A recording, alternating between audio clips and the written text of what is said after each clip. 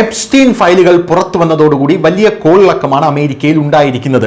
ഇതിൽ മൈക്കിൾ ജാക്സന്റേതടക്കമുള്ള ദൃശ്യങ്ങളും ചിത്രങ്ങളും ഉണ്ട് എന്ന് അവകാശപ്പെട്ട് പലതും പുറത്തു വന്നിരുന്നു.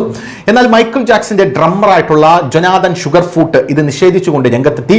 ജൊനാഥൻ ഷുഗർഫൂട്ട് പറയുന്നത് മൈക്കിൾ ജാക്സൺ ജീവിച്ചിരുന്നപ്പോൾ പോലും അദ്ദേഹത്തിന് സ്വസ്ഥത കൊടുത്തിട്ടില്ല, മരണത്തിലെങ്കിലും സ്വസ്ഥത കൊടുത്തൂടെ എന്നുള്ളതാണ്. മൈക്കിൾ ജാക്സനും കുടുംബവുമായി നിൽക്കുന്ന ഒരു ചിത്രം പങ്കുവച്ച് മൈക്കിൾ ജാക്സന്റെ കുട്ടികളുടെ ചിത്രങ്ങൾ ബ്ലർ ചെയ്ത് ഇതെന്തോ വലിയ സംഭവമാണെന്ന് കരുതി കാണിക്കുകയാണ് എന്നാണ് ജൊനാഥൻ ഷുഗർഫൂട്ട് പറഞ്ഞിരിക്കുന്നത്.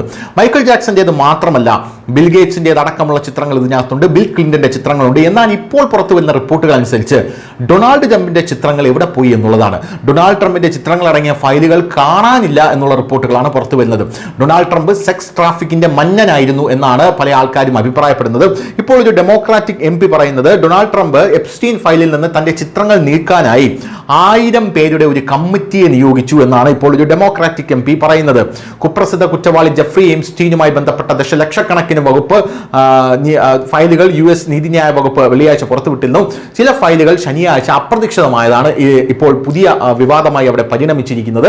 പ്രസിഡന്റ് ട്രംപിന്റെ ചിത്രങ്ങൾ എപ്സ്റ്റീൻ ഫയലുകളിൽ നിന്ന് നീക്കം ചെയ്യാൻ സർക്കാർ 24 മണിക്കൂർ ജോലി ചെയ്യുന്ന 1000 പേരെ നിയമിച്ചതായിട്ടാണ് ഡെമോക്രാറ്റിക് സെനറ്റർ ഡിക് ഡർബിൻ ആരോപിച്ചിരിക്കുന്നത്.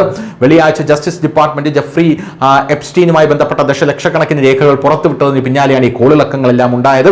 എന്നിരുന്നാലും ഡെമോക്രാറ്റുകളും അമേരിക്കക്കാരും പ്രതീക്ഷിച്ചതിലും വളരെ കുറച്ച് മാത്രമേ രേഖകൾ പുറത്തു വന്നിട്ടുള്ളൂവെന്ന് അവകാശപ്പെടുന്നുണ്ട്. ഡിസംബർ 19 എപ്സ്റ്റീൻ ഫയലുകൾ പുറത്തുവിടുന്നതിന് മുമ്പ് ദശലക്ഷക്കണക്കിന് രേഖകൾ പരിശോധിക്കാൻ 24 മണിക്കൂറും 1000 പേരെ നിയമിക്കാൻ ട്രംപിന്റെ അറ്റോർണി ജനറൽ പാം ബോണ്ടി FBI-യിൽ സമ്മർദ്ദം ചെലുത്തിയതായി ഇല്ലിനോയ്സ് ഡെമോക്രാറ്റിക് ഡിക് ഡർബിൻ പറഞ്ഞു.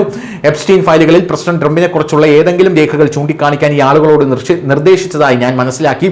അങ്ങനെ ആക്ഷേപകരമായിട്ടുള്ള രേഖകൾ പുറത്തുവിടുന്നത് തടയാൻ കഴിയുമെന്നാണ് ഇപ്പോൾ അറിയാൻ സാധിക്കുന്നത്. News desk news India Malayalam.